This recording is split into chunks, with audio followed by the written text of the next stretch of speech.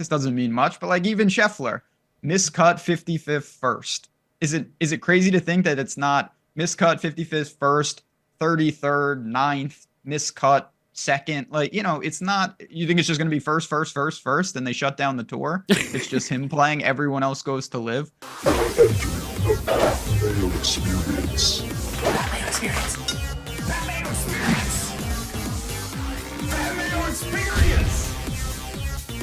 Experience. Welcome to the Pat Mayo Experience, presented by Underdog Fantasy. Use code Mayo at Underdog right now. Get yourself a first-time deposit match of up to $100. And if you have the Underdog handle, good news. Do the 15-second survey in the description of this video or podcast and get yourself an entry into the draw for one of five $1,000 prizes to be given away on Sunday. So go do that right now. Help us out over at Underdog with code Mayo. We're going to be doing a draft here momentarily to kick off the DFS show today. And then we'll get into the weather. We'll get into the final picks. We'll get into the bets. And then all of the ownership on DraftKings and build some lineups to try to win the big monies at the Players' Championship. Sub to the free Mayo Media newsletter as well, because I'll have all of the final info, anything that you missed from the week, and all of the updated stuff coming out on that later on Wednesday evening. And I'll be live on Wednesday evening, 7:30 p.m. Eastern Time on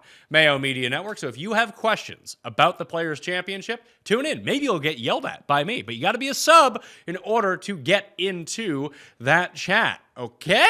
Additionally, fantasynational.com/Mayo. Get the monthly right now. Take your players through the Masters. So a great time to get that 20% off deal at Fantasy National. And there might be an app that you might be able to use as of Thursday up on the site. That is a much better leaderboard. Ben Rasa from Stokastic, from Odd Shopper. Are you excited for this app? I'm very excited for it. I'm excited for everything right now. I'm in a great mood. It's my favorite time of the year. A lot of good stuff, including the app. So times are good right now. Yeah, so we got that. Me, Custon, Jeff tomorrow to talk about Aaron Rodgers' vice presidential candidacy is going to be a fun show on Thursday if you're interested in that sort of thing. Plus, we'll be recapping free agency, Cut Sweat Live on Friday. And then you, myself, and a mystery guest Sunday evening live filling out a March Madness bracket where I won a ton of money last year based on the picks that we've made. That's 2 of the past 3 years we've done really well with the bracket. So this would technically maybe be our off year, but I have faith, Ben. We're going to do some good work. Yeah, it's been good. I can't wait for Selection Sunday. It's always a fun show. So we'll be there, no doubt about it. So I'm in the lobby right now of this private players draft that I have put through. You are in it, and we need 4 of the viewers to jump in it with us. I see one person has jumped in already within 3 seconds of me tweeting out this link. So we'll get to that in a second. One of the reasons that I really like doing this is because trying to decipher through ownership can be very tough on DraftKings. Because it's like, oh, this guy's projected for 20 and this guy's projected for 20. Well, who are people actually going to take? I think by doing the draft, and albeit a very small sample, when you throw salary out of it and just let people objectively pick who they want to pick, then all of a sudden, I think you get a better sense of where people will go in a 1v1 decision. Yeah, I agree with that. There's an element of that. And when you get in these situations, it's really fine margins. So you get kind of that insight into it. And I'm excited to see what we get here. This is, I told you right before the show, I haven't done a lot of these. So I'm a completely blank slate. The draft will start in 40 seconds up on Underdog Fantasy right now. Code Mayo, once again, because the Pat Mayo Experience Listeners League is at least in the, we've already filled the major season best ball draft. That went very quickly, filling it a month out. So go play in the $10 Albatross. There's $50K to first place over there on Underdog if you just want to draft the majors, which is a ton of fun. Feinberg's like hooked on it right now. But I think that every week we're going to do a Thursday only draft for the tournament at hand, and they might start giving me some special pick'em plays, like specialties where it's like over under or more or less than like 1 birdie for Justin Thomas or something like that. So let's get to the draft. I have pick number 2. It is starting right now. I'm assuming that Scotty Scheffler is going to go number 1 here, Ben. You have pick number 6. That's never a fun pick. Great. I really hope the people we got in the draft right now aren't the auto people. So Scotty Scheffler goes with the first overall pick. I am going to take Justin Thomas with my pick at number 2. Would you take Justin Thomas at 2? Who would you take it to after Scheffler? Rory, obviously. I probably would have taken Rory 1 and we would have had to stop the show. No, I would have taken Rory even though the struggle is real right now. I'm trying to figure out who's going to be left to me. You pick next, and the first 4 picks have gone Scheffler, JT, Xander Schauffele, Rory, Zalatoris goes 5. Ooh. So you have back-to-back picks here, sir. All right. Well, we're going to go with Patrick Cantlay. Oh, boy. So you lose. And I'm going to go with Colin Morikawa. Couple Americans, couple Iron guys. Even though Morikawa's struggling, I do like him this week. Yeah, I think I like Morikawa more than Cantlay just for that spike upside that we might get. And he's always had good first rounds at the Players. He just can't keep it together. Maybe he'll make some putts this week. Who knows? So Hovland goes, Homa goes. There's a pick, and then it's me. Who do I want to take here? Ludwig goes. So I have a choice between like Burns, Hideki. Do you like Burns or Hideki more? I like it. I mean, I'm a Hideki guy. I think the conditions could favor him as well. I'll take Hideki. Hideki will be my selection. And then when we get to the bets in a second, I have one more bet to make, and I'm thinking about leaning Hideki here because I have a 30% boost and get him up to like 40-1. Yeah, I have not bet him either, and his numbers come down quite a bit, but I wouldn't mind getting some exposure. So Burns is the next pick after me with Hideki. And then I'm up in 1 pick. I'm thinking about, I guess Shane Lowry's sitting there. So it'll be Spieth, Clark, Lowry, Finau, Henley. I did bet Henley, but I feel like Lowry or Spieth is probably the pick, right? Lowry. Yeah, I mean, at some point, I didn't want to land with Spieth, but it's one of those, like, at some point. I'm going to take Lowry. He's just been, I'll get him to the final round. He'll end up coming like 9th or something like that. But that feels like a pretty good play for a draft. A guy who comes in 9th in the 3rd round. Oh, yeah. I mean, not everyone needs, it's just like, oh, one more pick and I can get one of my 2. Oh, actually, I'm going to get one of them guaranteed. You're going to take Fleetwood? Tony or Tommy. Now I get both of them. Dear God. I wrote up Tony. I released a big DraftKings strategy piece last night in the newsletter, and Finau was the guy that I wrote up. It's just like, it's not like he's going to be unowned, but at the same time, you actually have to make a pick here, by the way. Yeah, I know. I'm just debating, like, do I fully disgrace myself or do I just go to Benny on? I didn't realize Finau was first in ball striking this year, like better than Scheffler. He's been awesome. Like, I feel like he got knocked down because he didn't win in Mexico when he was the favorite, but like he still played fine. He just didn't win. Like I 60-1 was out there in the outrights. I like Finau this week. So I can get him at 65, or I can use that boost and take him up to like 88-1 or something like that. But do I want to, like, if I only have one more spot on my card, do I want to waste it on Tony, who's going to miss every 4-foot putt? Because that's what he's actually been doing this year. He hits it to 4 feet every time, then misses the putt. Or use it on like Hideki or Lowry or Homa or one of those guys and get them up to like just a better number. Yeah, I mean, I tend to use it on a guy that's a little lower. Not that it's like a flat boost where it's you're applying. I mean, it's 30%, so it doesn't really matter. But what are you doing here? I think taking Benny. Yeah, now it's either going to be Scott, Hoagie, or Connors. I bet Hoagie, but I think he has like more volatility here. I'll take Hoagie. Yeah. There we go. Tom Hoagie. At last second draft for me with Tom Hoagie, but I did bet Scott top 20, and I think that Connors is a pretty good top 20 bet. It's just, I don't think that they're going to win. No, I agree. I mean, it's such a weird, listen, it's the Players. It's not easy. Do you think it's going to be like, are you planning for rain, wind, anything? Not really. Like, I think it's going to look a lot. Sure. I think it's going to look a lot like last year. When we get into the DraftKings section, I do think that I am going to, because I've been doing, it's been a lot of success for me, is just stacking AM, PM, and PM, AM. It's just leading to better lineups for me for reasons unknown. So Connors and Matty Fitz come off the board. So I'll take Adam Scott with this pick. I'm actually shocked to see Ben An fall this much. I know. I mean, he's not going to get to me, but. Like Keith Mitchell just went over Ben An. Si Woo went over Ben An. Matt Fitzpatrick went over Ben An. Min Woo, Carson Young, Fleetwood. One more pick. Jason Day goes over Ben An. So it could get to you with Ben An here. Yes, because Brian Harmon just goes. I did want to take my two. So if I had my choice, my 2 picks were going to be Benny On and Brian Harmon. But a little 1-2 punch of South Koreans right here. I Well, like this. Yeah, all the South Koreans are falling. So it's Tom Kim, Sung Jae. So you take Sung Jae and Ben An. Tom Kim's still available. So this is where I think it's important as it pertains to the DraftKings right now in terms of who people are going to take. So like no one's going to take Sung Jae is what this is telling me. I cannot hear you. Oh, you lost me on the feed. Can you hear me now? I did. I hear you now, though. Yeah, I think Sounds like you were saying something insightful, Tom. well, it wasn't super insightful. All I'm saying is that in terms of like pivot plays, especially in this 8K range, it does seem like based on this draft, Im and Kim just aren't going to go. Yeah, it's. So I'm between. You're up. Yeah, I'm between Pavon and Griot between my picks. I'm gonna take Griot. So I'll take Griot over Keegan, Griot over Fowler. There we go.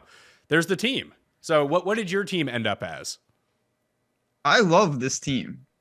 I've got Finau and Fleetwood and Sunjay and Benyon, Cantlay, and who's my other pick? Oh, and Morikawa. Okay, so I go Justin Thomas, Hideki, Lowry, Hoagie, Scott, and Griot. And I can click on the full draft view here. Let me take a look. And I'll fetch my draft for me, please, Underdog. Code Mayo at Underdog. These drafts are fun, and they're super quick, too, which I fun. Most thoroughly enjoy. But that's the sense that I wanted to get. So what kind of stuck out to you there as the guys that were following? Like, guys that went super early. Zalatoris, obviously, I took JT at number 2. It didn't, like, as much as there's stink on Hovland right now, it doesn't seem like people are actually scared of it. No, I mean, it's one of those things. He may drop a couple spots, but like all these guys, it feels like they have some sort of floor regardless, where even if you weren't targeting them, you're just like, okay, it fell to me and I'm almost going to have to take him. I was struck just by, I mean, I know it's a deep field and listen, it's a 6-man draft, but like there's so many players in that mid-range that, are like 70-1 in the outright market that you can get pretty deep in these drafts. Oh, 100%. Especially in when you only have to draft 6 people, it would work out that way. Like I mean, just based on the draft lobby, like I bet Brian Harmon to win earlier on in the week. Don't think I'm going to touch him at like 45-1 or whatever the hell he's at right now. He's the favorite now. Yeah, but like he was so far down the draft board, I just kind of forgot he was sitting there.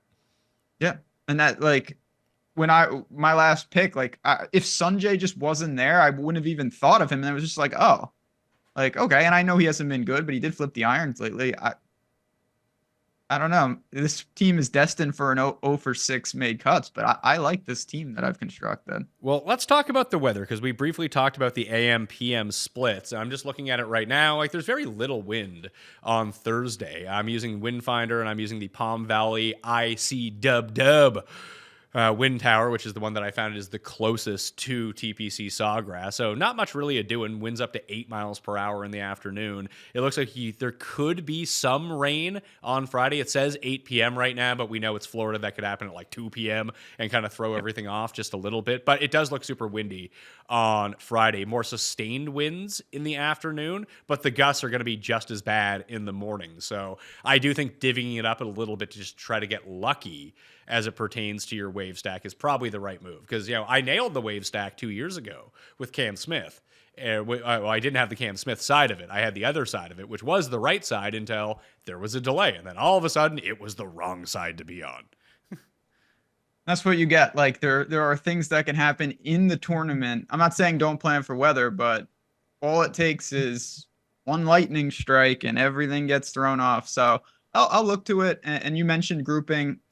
Sometimes even when you don't anticipate a split, even in these like elevated fields, it's 70 guys and somehow there's a split lately. So it's always good to at least have a plan of action with that stuff. Yeah, so objectively, it doesn't seem like there's any sort of distinct wave split, but I'll still split them up anyway. And then it looks like there's little wind on Saturday, but rain overnight. Apparently, there's just super soft conditions right now in Florida based on what people at the course have told me. And they're going to have a really tough time drying it out, especially with more rain coming. Hopefully, it does stick to overnight and we don't get any delays with anything. But does that change the sort of player that you would want to be on? Like like someone for Hoagie, for example, and even Tony Finau, just guys are going to take aim at pins. That just sounds better for them. Absolutely. If it becomes a dart throwing competition, it doesn't mean, Sam Ryder doesn't just automatically win now. but he might. No, I mean, you got Morikawa up there as well. But yeah, Tom Hoagie, Tony Finau, those guys, even Corey Connors, I think is another guy just kind of off the top of my head that comes to mind of, okay, if iron play becomes a little even more important and around the green might become a little less important, that's not the worst thing in the world. Or Scheffler just hits it to 1 foot every time and then kicks it in. There is that. That's a big problem potentially. Well, this is the only time I'm not betting Scheffler. I'm not actively picking against him. But now when I start to construct DraftKings lineups, then all of a sudden it's like, oh yeah, I can use some Scotty in my life here. Like, what do you think he does this week? In terms of like where he finishes? Yeah. I expect him to obviously play well, and I know it feels like he's going to win. Like most people, if you really look at it objectively, I don't think he's going to win for obvious reasons. Yeah, I'm tepid at best. I'm not like full fading him. I think that's borderline insane. But no, it's hard to win any golf tournament, and as good as he is, it's a stacked field, and he's going to have to play his best again. And if he does, he'll win because he is the best. So look at his finishing position odds right now at Bet365. You can bet him at -120, 8th or better, or -120, 9th or worse. I can't recall the last time, and maybe in like a really shrunken field. Maybe even last week he would have been higher than that because it only had 70 guys. But a full field, 8th or better is your over/under. That's insane. Yeah, that is nuts. Especially at all it takes is a couple in the drink, and that can happen to anybody. But this guy, I mean, yeah.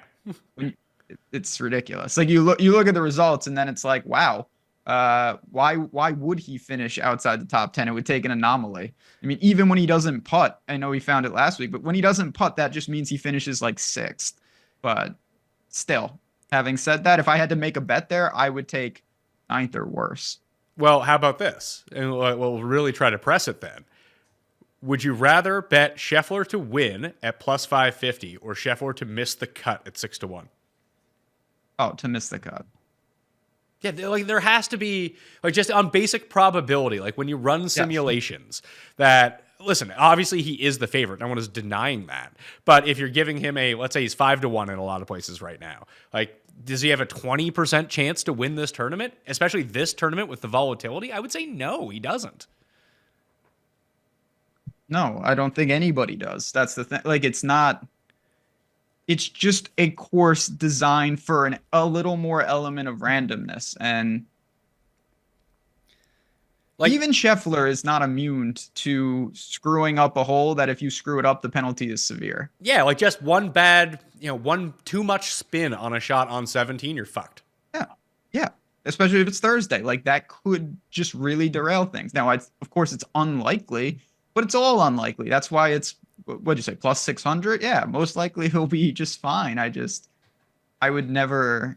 Everyone to me is way more likely to miss the cut than win. It's crazy that it's even a conversation. It's true. And just to think about Scheffler's dominance, obviously no one has ever gone back-to-back, and that's been the hype around him all week, and we're all trying to come up with different scenarios. Well, Scheffler can't win, so I'm going to bet all these other 8 guys, and maybe they can win. And it's actually allowed for a lot of, I don't want to say value, because there is no value in an outright golf betting market whatsoever based on the hold that all these books take, but it is pushing guys down, which is nice to see because we do have a prohibitive favorite, not 3 guys that are all kind of 8-1, and then the next 3 guys can all be 14-1. No, it's pushed guys into the 20s. It's nice to see from that front. I mean, it's the reason that everyone is betting Justin Thomas this week, because it's the best number on a guy we think who's not Scheffler who can win, I think.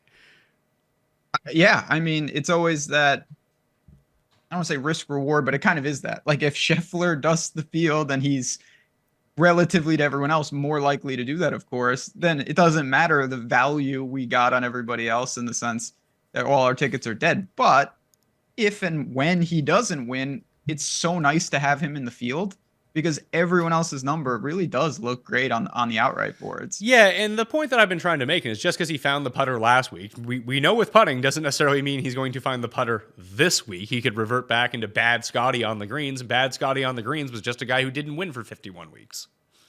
Yeah, absolutely. And I mean, it's also, I would say, doubtful, but anyone, I'm assuming there will be a time in life, in human history, where he won't just gain 10 strokes tee to green. I know that seems impossible, but maybe this week he just doesn't do that. That isn't out of the realm of possibilities. I do think it's worth noting, too, that listen, how long was Tiger's dominance? 8 years, let's say, of like peak Tiger, where he was essentially unbeatable? Yeah, I think that's a little less than a decade. Yeah. Yeah, like 98 to even 2008. Let's call it a decade. He won once over that time at this course. It's a high variance course. I mean, even this doesn't mean much, but like even Scheffler, miscut 55th first. Is it crazy to think that it's not miscut 55th first, 33rd, 9th, miscut second? Like, it's not, you think it's just going to be first, and they shut down the tour. It's just him playing. Everyone else goes to live. Like, I'd say that's doubtful. Maybe the play is here, because when I in that research column that I did in the newsletter, I looked at some of the past years' chalk plays, most owned guys and most expensive guys, and how they did. Now, last year it was actually super chalky for the first time ever. The guys that everyone was on all did kind of well and finished inside the top 20, and most of the expensive guys in general, except for the top two, because Rahm and Rory both missed the cut as the two most expensive players a year ago at this course. Do you think that there's any value into like a miss the cut round robin parlay? Like if I just take Scheffler, Rory, Thomas, Xander, and Cantlay and throw them all together. Hell, we can throw Spieth into that, throw Hovland into that, and Cantlay. And now we have, this pays 13,000 to 1 right now, but let's call it 7 legs, and let's say I play it 4 ways. Like 4 of them would have to go and just play different combinations of 4. Like that's not out of the realm of possibility of happening this week versus like any other, except for maybe the U.S. Open. But the best players always play well at the U.S. Open. Yeah, and this field doesn't have, that's always been their claim to fame. Most of the majors have some dudes at the bottom who are kind of made up. And this field, they're kind of made up, but they're actual players. So I do think the made cut equity at the bottom of the players field is much stronger than the bottom of any of the other ones. Maybe not the PGA, but the rest. The PGA's got all those dudes. Yeah, what am I talking about? So, yeah, I see that. I think, 4 is pretty aggressive, but 3 seems very possible.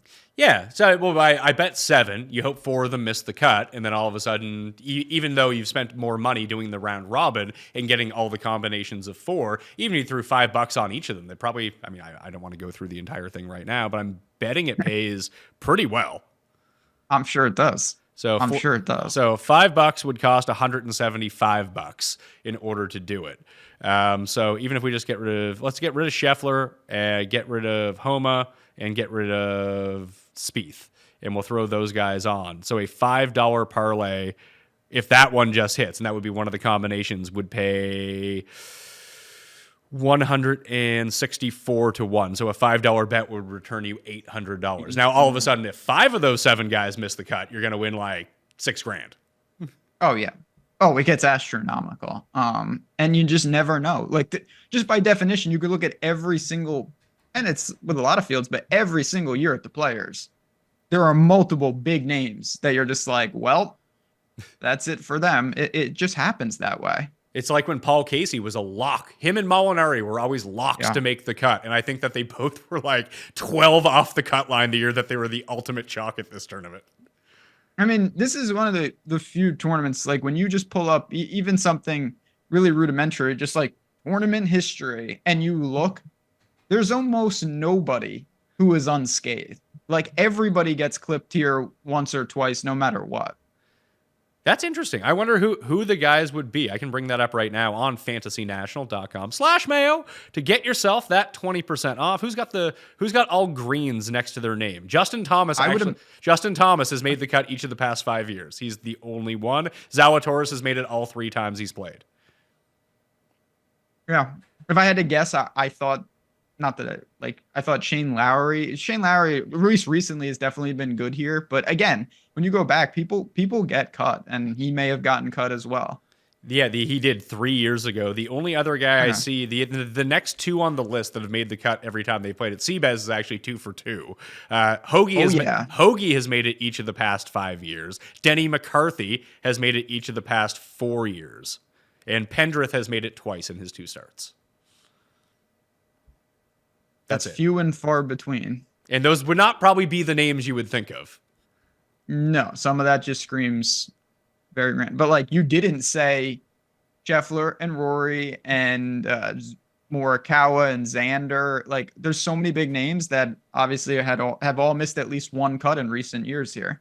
So if you've been keeping up with the newsletter, you know the bets, but I'll recap them for you right now. I bet Justin Thomas at 25-1. It was the first thing I did on Monday morning when it opened. The other quote-unquote big name that I went to because I liked the odds on it, and I'm just waiting for him to rip my heart out because he'll be leading by 2. Going into that final stretch of 15, 16, 17, and 18. He's going to finish T17. It's Sam Burns at 45-1 when he just starts, he's feeling a bit sweaty. He needs to go take a dip or 2 into the water because that's what Sam Burns will do when you have money on him, and he is in contention late. But he's won 6 tournaments over the past 3 years. He's won in Florida a bunch. He's been competitive in this tournament. Obviously, you don't trust him, but that's also why he's at 45-1. Russell Henley, 60-1. Brian Harman, 75-1. Tom Hoagie at 90-1 are the 6 that I'm rolling with. We're going to try to discuss to see if I can add one more near the top because beyond that, and I played this at Bet365 with the top 8 each ways, which are essentially top 10 bets. And I've explained this over the course of the years, but you get 1/5 of their outright odds for a top 8 finish. But when you compare their top 8 finish to their top 10 odds, then all of a sudden they're like 7 times more for the top 8. And you still get the equity of the win if somehow they do sneak themselves into a win. It actually costs less money to do the top 8/top 10 bets this way than just putting that money on a top 10 bet. You actually get paid more. So the 3 guys that I went to, and I could add another one up here too, Griot 110-1 with 8 places, Long Dong Matt Pavon at 125-1 with 8 places, and then Austin Eckroat 175-1 with 8 places. I also bet Carson Young top 40 and Adam Scott top 20. No Doug Gim? I thought Doug Gim might weasel in. His odds got too outrageous. Yeah, that's fair. That's fair. Like obviously I like Doug Gim. He is the cover boy of the Gim Reaper is the cover of this episode, Ben. I know you haven't seen the artwork yet, but that's where it is. Oh. And obviously I'm going to play him on DraftKings. I just want to find out the right way to unleash the Gim Reaper at this course. Maybe it is a top 20 bet. I know that was one of Byron's picks on the Best Bet show because he very rarely finishes inside the top 10, but when he makes a cut, he almost always finishes inside the top 20. He's been crazy consistent in that realm. I haven't, full disclosure, I have not bet Doug Gim. I do like him this week, just like most people. What about Noren? Ben Coley liked Noren. I just never liked Noren. Yeah, I always like Noren. I could see it. He's another one. He's on the list. Don't know exactly how I want to structure. I don't know if I'm going to bet him outright. I get my outrights. I attack that range with Harman and Henley that you mentioned. I have Finau in there. I have Jason Day at 60. I like that little range. I think the winner could come from there. So the only thing that kind of draws me back on a lot of this stuff is just look at who the past 4 winners have been once we've moved to March. Yeah. Rory, Scotty, Cam, and JT. All major champions, all guys that we would consider elite players. Now, Cam was on the periphery at the time. He had just won at Kapalua earlier on that season, and then he would go on to win the Open Championship later on. But, I mean, we all thought that, he was the next guy up kind of thing of someone who could break through at a major. That's why a lot of people were on him at St. Andrews. So if we think about it in those terms, it does feel like you kind of need to have an elite guy. And honestly, of my betting card, the only truly elite guy that I have is Justin Thomas. I wouldn't put Sam Burns on that tier, although if he won this tournament retroactively, we probably would consider him that way with 7 wins, a Players' Championship, and then if he starts contending in majors. Like, that's why my eyes just keep going back to Hideki. I mean, Hideki does fit that type of profile of done it. Honestly, it's absurd that what if Brian Harman does win? Well, then I'll win because I bet him. Yeah, I know, but it's like, look at that resume. What a world we're living in. It's funny because this course actually makes so much more sense for him to win at as his breakthrough than the Open Championship did, because he's good at Pete Dye courses. He plays short courses well. Obviously, driving distance doesn't really mean anything at this course, so just hit your irons and make a ton of putts. Like, that's the Brian Harman strategy. Just, it's never happened here. Yeah, I mean, talk about never happening here. In theory, this is like the RBC Heritage style, like, and he's been playing awful. I'm not doing anything with Fitzy, but what is going on with Fitzy? I don't know, just bet him at the Heritage. I bet him at Honda 2 weeks ago, and he wasn't bad at Honda against a weaker field at, back in Florida. I'm just not betting any of the known, like, for the elite guys. Just the one thing that really stuck out from all the research is just guys who are playing well coming in are the guys that win. Mm-hmm. And he's not. Finau is in this bucket of, like, retroactively, this could be the moment.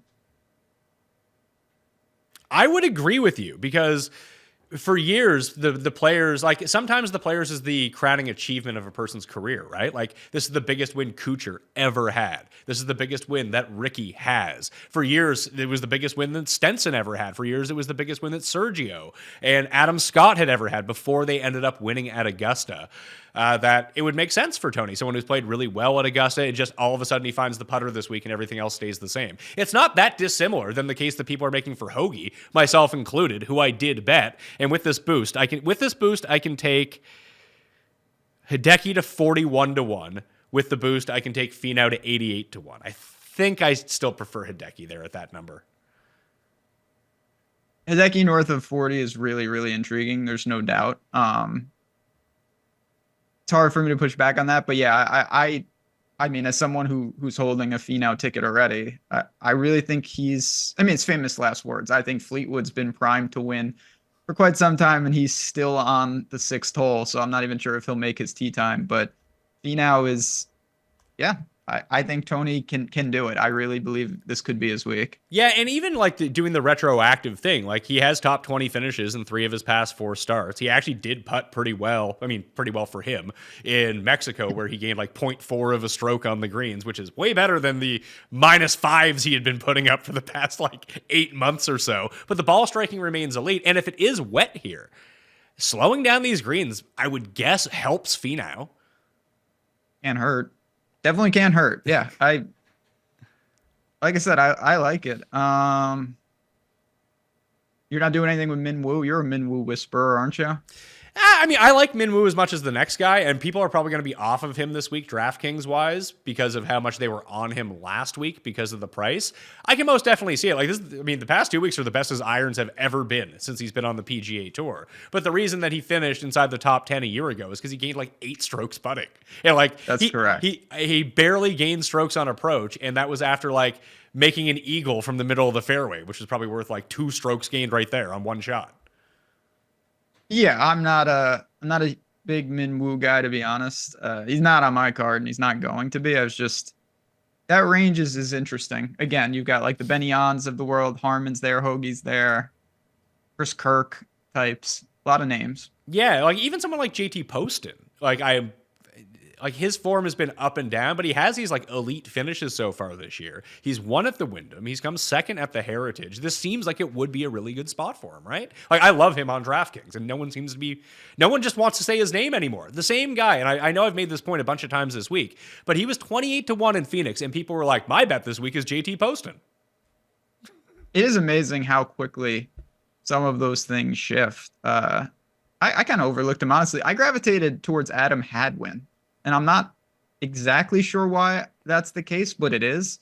And maybe I just like comped, I don't know, like Valspar too much or something, but I think Hadwin's actually a pretty good fit here. Yeah, he came top 10 last year. I was on that one. That was a nice one. It's funny because I actually like Pendrith a little bit more, because Pendrith is sort of like the ultimate DraftKings guy this week, because either he's another one. Either he finishes inside the top 10 or he's dead last. That's sort of the gamble that I want to take on some of these guys. I think he's like $6,000. Yeah, he's cheap. Where is he? What if I could tell you? Yeah. What if I told you I could get Wyndham Clark up to like 60-1? I'm not qualified to speak about Wyndham Clark. I don't know what's going on with that guy. He's like how good is he? I don't know. Obviously- He really good? He's what Like- people think Jake Knapp is? Yeah, he is good. I don't know. Wyndham Clark perpetually feels overpriced and underpriced. It's really hard for me to know, like, is like him and Cam Young. Cam Young's another one I really never know what to do with. Well, at least Wyndham Clark wins big events. He does win things. That is true. So, like, I think DraftKings wise, Cam Young might be like the more sustainable play long term, just because he kind of does the same thing every single week and doesn't win. But if you're betting, Wyndham Clark is most definitely the answer. Yeah. Man, there's so many names. So many names here. Ryan Fox is in the depths.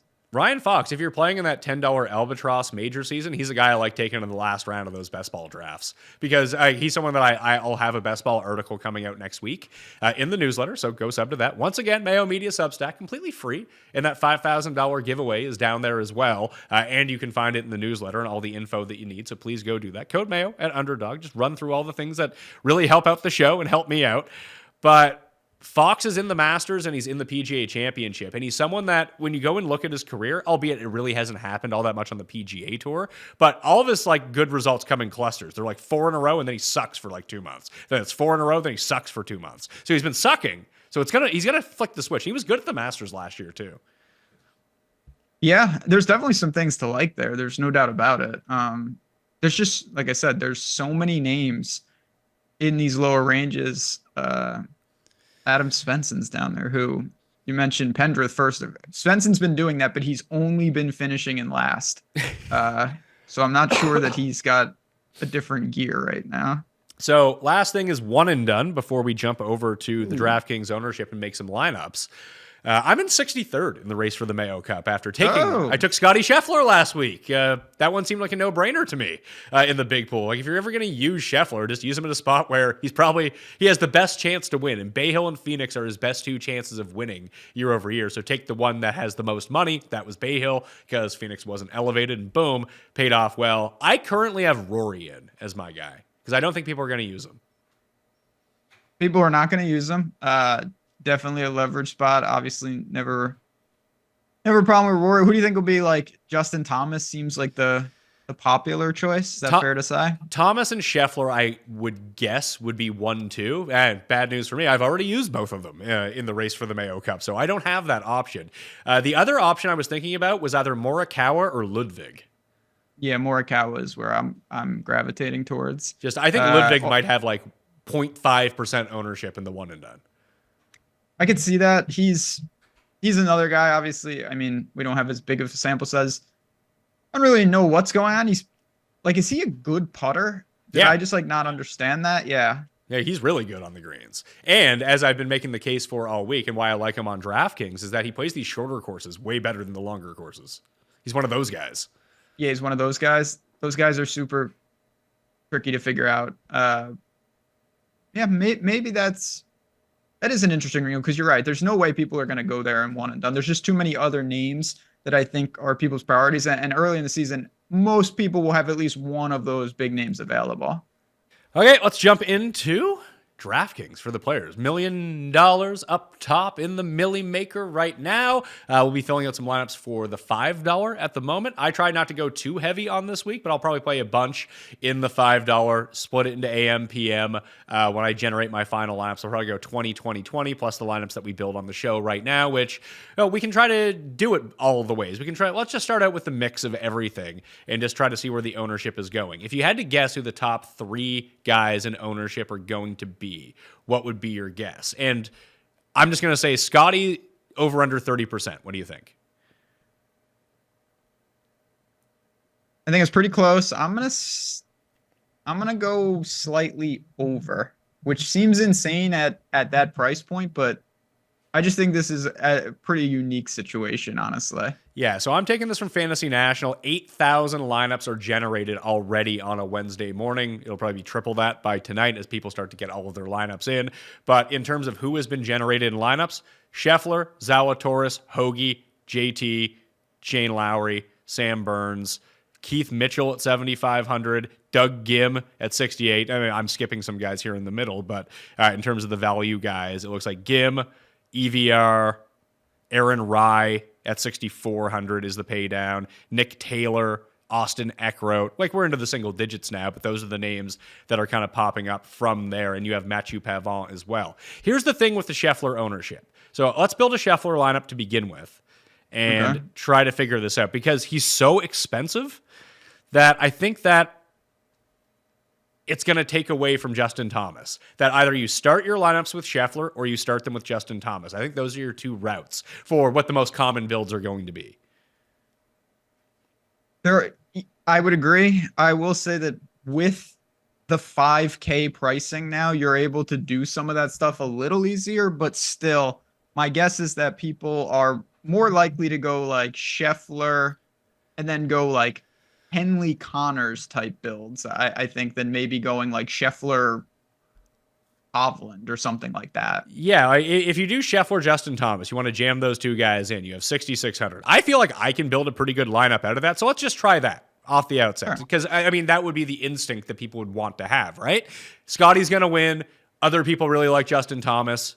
Let's try to put them both in a lineup and see what happens. And you can make it work, I don't want to say easily, but if you have $6,700 left, like you'll notice I'll type in Young, and it's not Cam Young, it's Carson Young at $5,500, who I love. Like, he is the ultimate savior of these lineups, I think. That if you feel comfortable with him or any of the guys in the 5K, like I don't mind Chesson Hadley either. I think that he's actually a pretty good look. The Fantasy National Simulator loves S.H. Kim. Why? I do not know, but it does.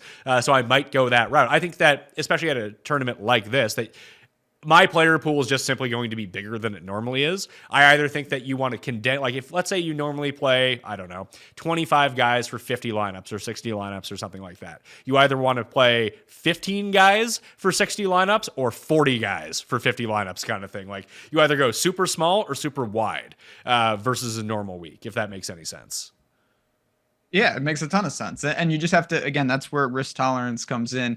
If you condense your player pool, couple missed cuts are going to cause a serious ripple effect. But if you're able to get through the 6 of 6s that you can get, really can do that. So I do that at times intentionally as well. And you have still so many options. Like, do you think we should go with another 5K guy? Well, 5K guys. I just took. Well, okay. Let's try out that build then. So we'll go with Carson Young, and we'll throw him in at $5,500. Who would be the 5K guy, or even at 6K? Like I mentioned, Taylor Pendrith. He's 6K even. He kind of alleviates a lot of pressure on this lineup. But right now, with Carson Young in, we're back up to $7,100 per player. Is there a 5K guy who you do like? I mean, there are dart throws down there. I think that you got Seamus and you got Sam Ryder, both in the upper 5s. And I think they're both playable. So by my numbers, Carson Young is the best play of the bunch at 55. Grayson Sigg rates out pretty well for me too. After that, it's like Mark Hubbard, 4chan Kim, Webb Simpson, and then like Pendrith and Ben Griffin would be the other guys that are up there, and Chesson Hadley.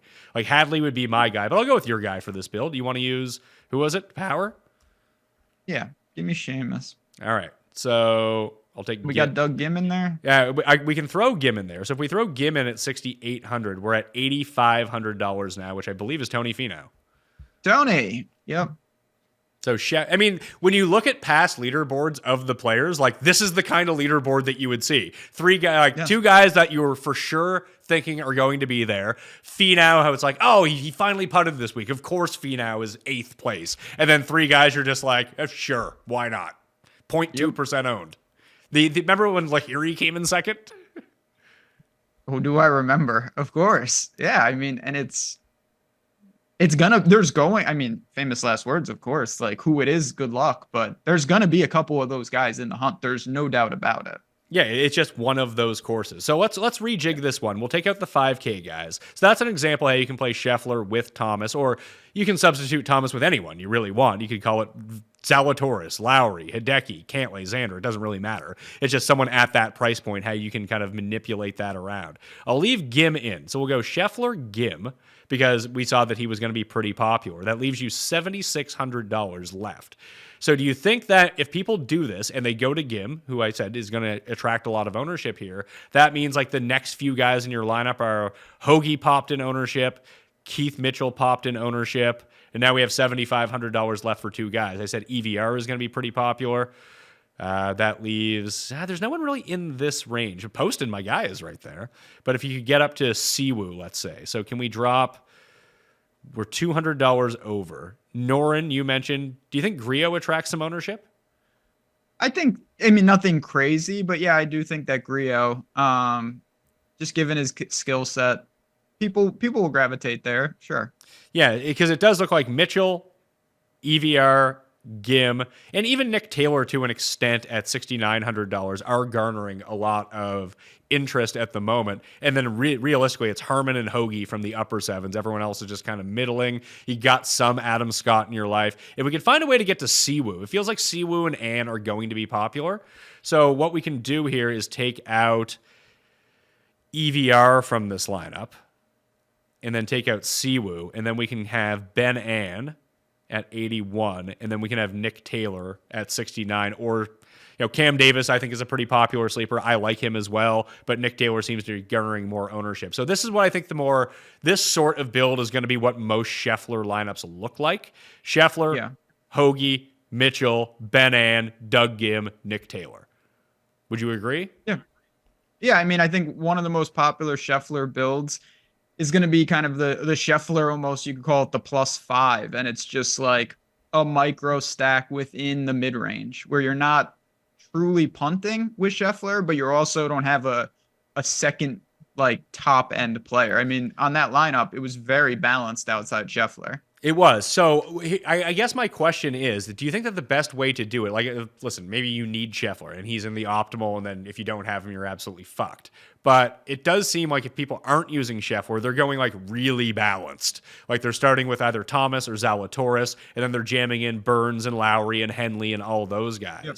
Do you think it would make sense to do sort of a superstars, super scrubs with that? Like have a Justin Thomas build that more or less looks like this, because there's going to be the want to jam in another high-end player with him, that instead of using Scheffler, you use Thomas or Xander or Rory, whoever it might be, with a lineup like this, and you can improve your Ben Ann up to, I don't know, to hell, Jason Day or Finau or Thigala, like one of those guys, instead of doing the Thomas with Lowry or Thomas with Burns or Thomas with Zalatoris, which it looks like a lot of people are doing.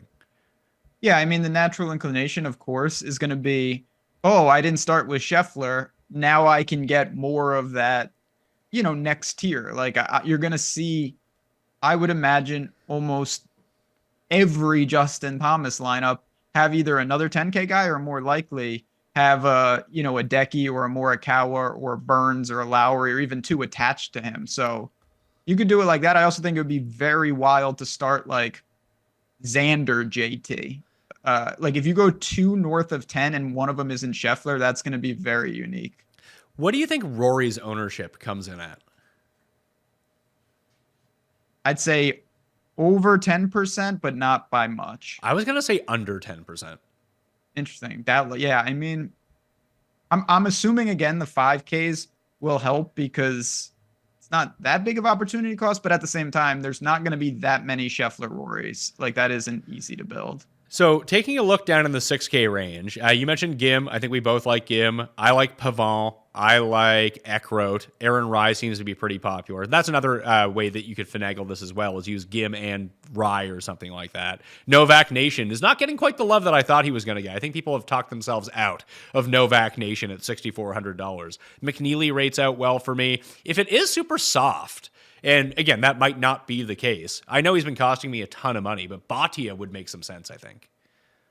Yeah, I think conditions wise, if I stack based on that, he could weasel his way into some lineups. I do like Ryan Fox at the same price point. I don't. I'd rather play Bhatia, or I'd rather drop to Pendrith and Kevin Yu, who is another one of those guys that's like top 10 or doing nothing. Let's say, he was 9th at the COG. He was 6th at Farmers. He was 3rd at American Express. And then he cut 58th. Like, I like Kevin Yu this week. You like Billy Ho? I do like Billy Ho a little bit. Yeah, I definitely have some interest as well. Just go. I mean, he comes to Florida and immediately gains strokes across the board. There's some names down here, and that's what I mean. You can mix and match even within the 6s. So I took out Ann and Nick Taylor, and I just turned that into Kevin Yu and Shane Lowry, which I think I like more in this lineup. And I do think, just having Kevin Yu and no one is using that guy makes it far more unique.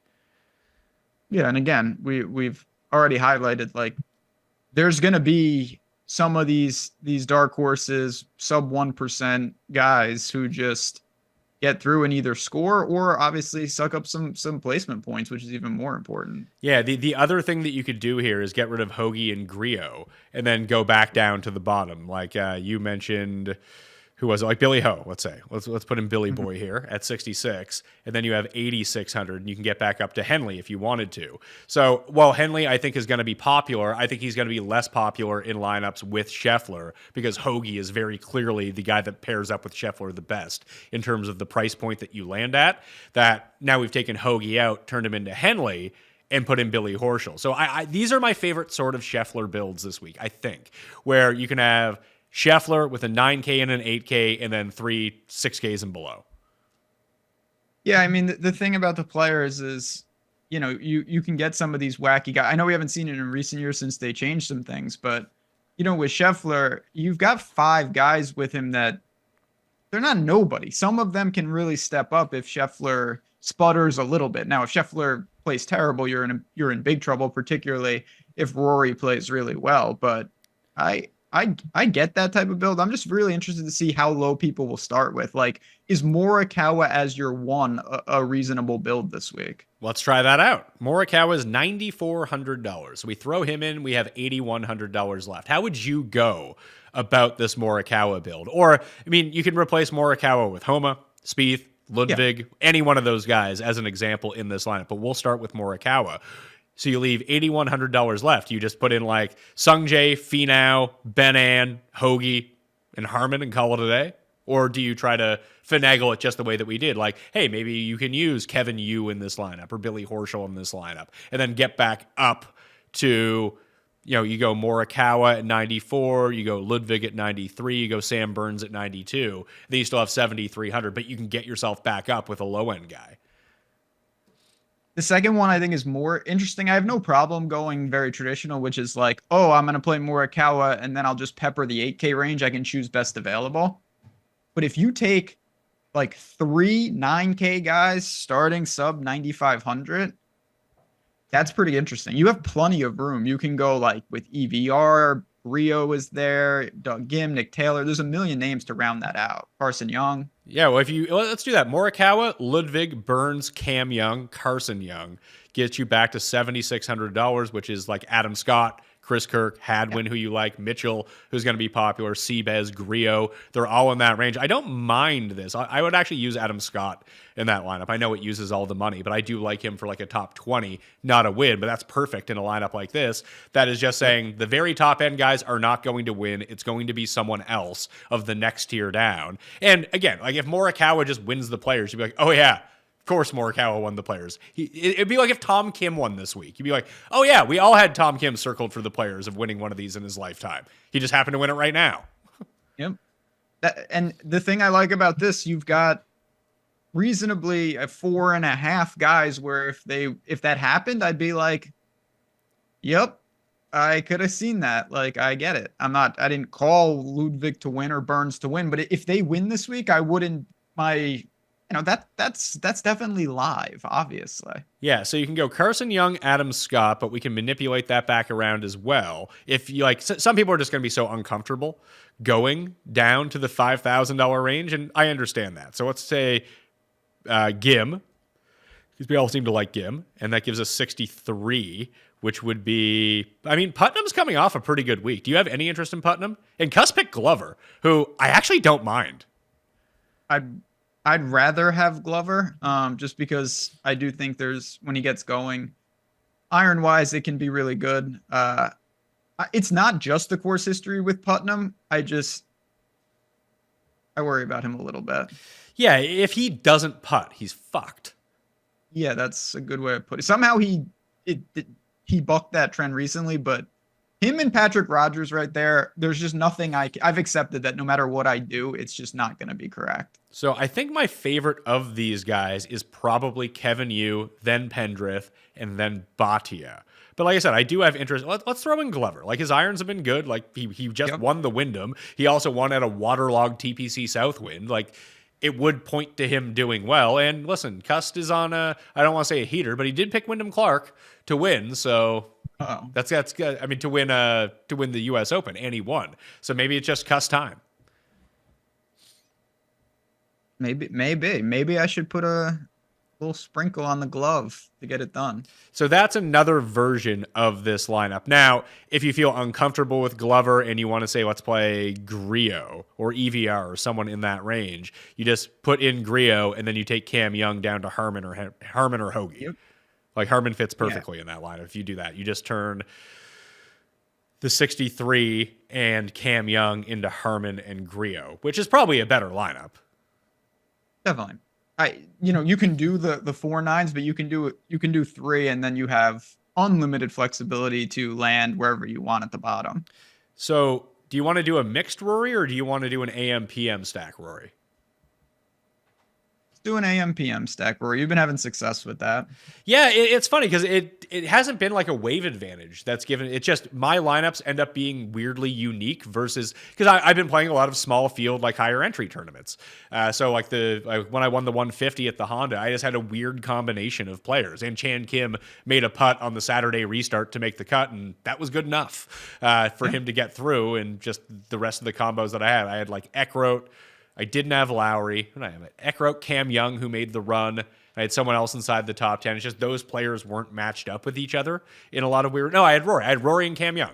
That was the lineup, the 2 high-end build with the 2 highest-priced players. And then Eckroat ended up winning, and all those guys ended up scoring a bunch of DraftKings points. And Keith Mitchell was the other one in it who finished in 4th.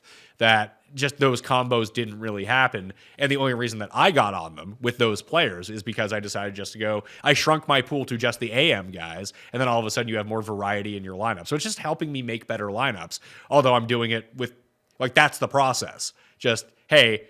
It's not that I'm saying I'm full fading Scotty Scheffler, but I'm saying that I'm full fading Scotty Scheffler and Justin Thomas in these sets of lineups. And things like that have been working for me. Yeah, I mean, I do think just in general, not to get philosophical, but just the concept of having too many decision points can be a bad thing. Sometimes you're just like, not everywhere, but I'm just in these lineups going to pretend these guys they're not even potential plays. And it makes it easier to say, okay, well, I only have 2 choices now, not 7 choices at this price point. So the winner has come from the AM wave, 13 of the past 15 years at the Players' Championship. So here are some of the names at the high end that are in the AM wave. Rory, Xander, Cantlay, Hovland, and then it goes down to Spieth, Ludwig, Sam Burns, Jason Day, Fleetwood, Henley, Sungjae, Tom Kim, Siwoo, Minwoo, Keegan, Tom Hoagie. Like, those are the top players from the AM wave. So I'm probably not going to play all of them, but I think that we can start with a Rory build and try to figure out what we're going to do from there. Yeah, I mean, Rory, I'd say with most people, they'll probably go Rory Henley. Probably the chalkiest move. Yeah, and you get $1,000 savings from Rory and Henley. One of the things that just isolating guys into pockets as well for this helps me with my guys at the bottom end a lot, because I don't end up with the same bottom guy in all of my because I really like Carson Young, but he's just not going to be in a set of lineups in case he shoots 11 billion over par. That can happen. It's true. So Pendrith is one of the guys in the morning from the bottom that I like. Let's try to fill out some of these bottom guys. I have all the tee times in the newsletter if you do want to check that out. Power is not in it. Hadley is in it. Carson Young is in it. Who else that I like is in the AM wave? Lucas Glover is in that wave. Horschel's in that wave. See, Kitayama's there. I don't love him. Eckroat's in the afternoon. I like Eckroat a lot, but he won't make this set of bills. Oh, Rye's in it? Okay, yeah, we'll throw Aaron Rye in. Nick Taylor is a part of this wave. Who else looking up? Grio's a part of the wave. EVR is a part of the wave. And this is a good way, like, I don't really care ownership on any of these guys at this point, doing a build like this, just because I know that they're going to be uncommon lineups anyway. Yeah, exactly. And a lot of times, again, you don't have as many price points, so you're going to leave money on the table just by default, which is good because it doesn't matter, a couple $100. So it smooths out a lot of the potential issues automatically. Who else? Adam Scott is a part of this. So yeah, I think we've built up a pretty good core here. I'll leave all the top end guys in just to see what it says, and I'll go to Fantasy National. I'll generate some lineups and see what some of these lineups look like as a part of this. So let's just weight everyone at 20% and see what happens, and I'll fill it out on the screen here, try to find the best Rory lineup that I can. So where is Rory? Our McIlroy. So here's one that is, I mean, it's one of those top-heavy, bottom-down builds, but it's with the AM, PM. So it's Rory Cantlay Day. Like, who is playing that lineup? Yeah, nobody. I mean, I'm interested to see. The last three, obviously, you're going to have to find someone in the depths. It's Taylor, Horschel, and Carson Young with him. So that's a variation of the lineups that we were just building, but not using Scheffler and just using three just bizarro top guys. Which I do like. And then again, it's very simple to work off this. Like, you can, if you're like, I can't do it, okay, bump out like Cantlay, you swap in Henley, and now you can bump up Carson Young, any of those guys to a much more reasonable point. Yeah, so you can trade basically a 1v1 in this lineup. Get rid of Cantlay, turn him into Henley. That turns Carson Young into Grillo for exactly the same amount of money. Exactly. Or Bez, my man. Is Bez a part of this wave? He's a part of both waves. He's always on the course. He's evergreen, the wave. Yep, yeah, evergreen. So that's an interesting Rory lineup. Like I like these sorts of lineups, I think.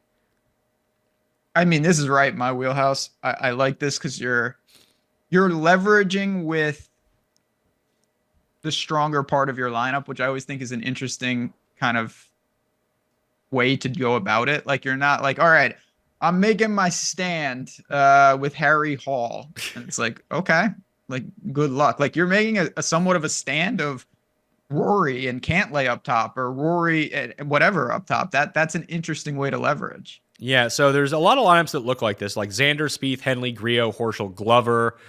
Carson Young in some of these lineups just makes a lot of things work for the top end, like kind of stacks. I'm trying to find one that doesn't have. So here's more of a balanced one that I found with EVR as the last man in. So it goes. I'm gonna play this lineup, that AM PM lineup.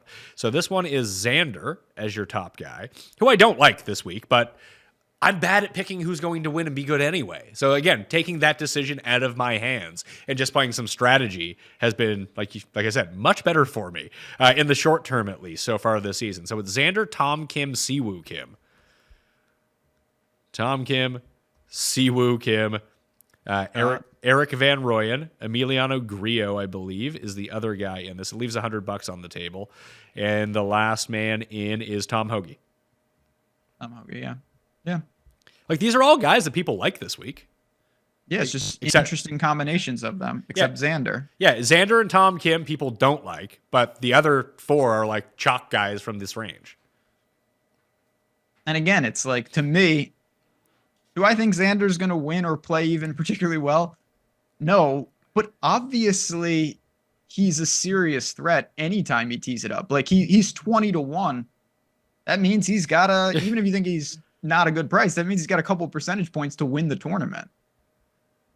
Oh, I have 10 Chess and Hadley lineups with this. Let's move some of those up to Taylor Pendrith. This is what I like doing on Fantasy National. Just be like, oh yeah, the bottom guys have 2, but now I have 14 Taylor Pendrith lineups. All right, let's put 3 of those on Aaron Rye. Let's put some of those on Lucas Glover. Okay, now we're smoothing it out a little bit here. And then everyone else is pretty balanced through all the lineups. I could use some more Henley lineups, I suppose. Move Tom Kim into Sung Jae lineups, and then turn those Sung Jae lineups into Russell Henley lineups. And now we got a stew going here. But I built 35 lineups this way. And it's 9 with Rory, 15 with Xander, because it's hard to get up. Actually, I can turn 4 of those into Rory lineups, so I can smooth those out. That's one of my favorite parts about Fantasy National is it'll spit out your lineups for you. You'll be like, yeah, it's too much of that guy, not enough of that guy. Let's see if we can just trade the shares in those lineups, and the buttons just make it super easy to do. So that leaves 13 Rory lineups at a 35, so 37%. Xander, 11 lineups, 31%. Cantlay, 10 lineups, 28%. Victor, 11 lineups, 31%. And then Spieth, 9. Ludwig, Burns, and Day, all 7. Then you get into like Fleetwood, Henley, around like the 25% range. And then like all your middle tier guys are all like 20%-ish kind of thing. I mean, in a week like this, it's really hard to hone in. I'm not saying you can't do it, but like as we talked about at the very top, anything can happen here. I'm more apt to say I'm going to have a lot of like 20 to 25% exposure on a lot of mid-range guys this week. Yeah, just if Tom Hoagie misses the cut, I don't want my week to be over. Exactly. And anyone here, for any reason, apparently besides Tom Hoagie, he's immune because he makes it every year. But are you playing Bo Hostler before we wrap this up? I know I did Tour Junkies this week, and DB was all about Bo Hostler. Playing better than I thought. Okay. You want to use Bo Hostler? Not really. So let's go PM AM and try to build a few more of those. So we'll build, again, another Scheffler type one because he's the main guy here. But when we start generating lineups, obviously they're not all going to... I'll put a cap of 50% on Scheffler and see how we do. So from this wave, you have Scheffler and JT, Zalatoris. So like all the popular guys are a part of this wave, it seems. Hideki, Wyndham Clark, Max Homa, Morikawa. Is there any of those guys you would just leave out? I don't anticipate myself playing Wyndham Clark. I might put him on my betting card, but I don't think I'm going to play him. Okay. Cam Young, Jason Day, Theegala are a part of this wave. So is Finau. So is Fitzpatrick and Corey Connors. A lot of guys. This wave is loaded. Yeah, this is the wave. Harmon's in this wave. None of like the sleeper guys are in this wave. So if we do think that it's going to be super chalky at the top, I do think that the PM AM build does lead you towards a more contrarian lineup at the bottom, if that's what you were looking for. Because we just said like Hoagie and Griot and EVR are all a part of that AM wave. Take them out of the pool with this one, and then all of a sudden we might have something else on the go. So I'll throw Poston in. Who else can we throw into this one? Do you want to throw a rookie into the pool, yay or nay? I'm going to go yes, but I'd rather throw Cam Davis if we were picking one. Okay, I'll throw in Jagger and Cam Davis. Who else can we throw into this? Gim we want in. Do we want Hostler in as well? Yeah. All right, so Bhatia. Bhatia. Pavon will go into this one. Eckroat will go into this one. Novak Nation will go into this one. Yeah, Bhatia. Do you like Davis Thompson at all? I get it. I don't know if I'm going to get to him. I mean, he's been pretty good, and his irons have been actually pretty solid. So maybe he's a strict maybe for you. He's a strict maybe. You got me in that same range now, gravitating towards Kevin Yu, because Kevin Yu was not on my radar, and I'm kind of interested by him. Oh yeah, I got him in here right now. Like I said, he's probably going to blow up your lineups, but that's all right. Yeah, I've been playing Svensson and Fleetwood, so I'm used to it. Yeah, it's fine. I've been playing Straka, so that has not been working out whatsoever. So yeah, for the 6K guys as a part of this style of build, the PMAM, we'll go Gim, Hostler, Pavon, Eckroat, Novak, Bhatia, and Kevin Yu. And then we just don't need a lot of these guys. We can have a little bit of these guys, and I'll build 35 lineups this way and just kind of see what a Scheffler one looks like, and I'll see what a non-Scheffler one looks like as a part of this build, and see if it does kind of give me the high, like there were very few balanced builds of the last set that I built of 35. So I guess I'm doing 35 and 35. I'm just going to play all these lineups. So to look at it this way, okay, so it's funny that it spit us out a lineup that looks a lot like some of the ones that we were doing before. So it's Scheffler, Lowry to start, and then it's Fitzpatrick, Hostler. Oh, yeah. There's your leverage. Yeah. So you got the two chalk guys. You got a guy that literally no one wants and might be like 95-1 on the betting board in terms of Matthew Fitzpatrick at this point. And then it's Pavant and Kevin Yu. Yeah, I mean, you brought this up already. I think the fascinating thing about this is when you cut out the AM mid-range guys, you're automatically going to have to leverage because there's just not that many PM guys that people are on once you get past like Harmon. Yeah. So that's an example of what a Scheffler lineup can look like. The other like sort of Scheffler lineups, this one has Bhatia and you at 62 and 61, but it's like Scheffler, Cam Young, Corey Connors, Steven Yeager, Bhatia, you. That's another one that you can kind of deploy here. And here's another version of one of the balance like 9K sort of ones that we did. It's Homa, Zalatoris, Lowry with Connors, and then Novak and Bhatia. That's actually a lineup I don't mind. That's an interesting type of build. I haven't your boy Novak Nation. I don't know what to make of him, but that concept, you have so many interchangeable parts, even in a PMAM. Like there's still plenty of names you could pivot to. So this might be my favorite lineup that I've seen so far in terms of like getting off the beaten path a little bit. It has some nice balance along with some chalk guys as well. It's Hideki, Morikawa, Lowry with. Yeah, I mean. So you have 72 left for each of the next three guys. Poston, Cam Davis, Eckroat. I like all of those guys. Yeah. So if you do a PM AM and you don't have JT or Scheffler, your lineup is going to be wild. Not in a bad way. Just very, very different. Yeah. Like the only guy that I'm not like technically like quote unquote on is Morikawa. And like you already made the case for Morikawa of why he could be a really good play this week. I love Hideki. I think Lowry's going to be good. I don't think he's going to win, but I think he's going to be good. I like Poston as a sleeper. I like Cam Davis as a sleeper, and I bet Eckroat to win. And he's $6,500. Like this is the type of lineup that I like. I could see playing a lineup like this in a single entry. Yeah, I mean you're in a single entry too.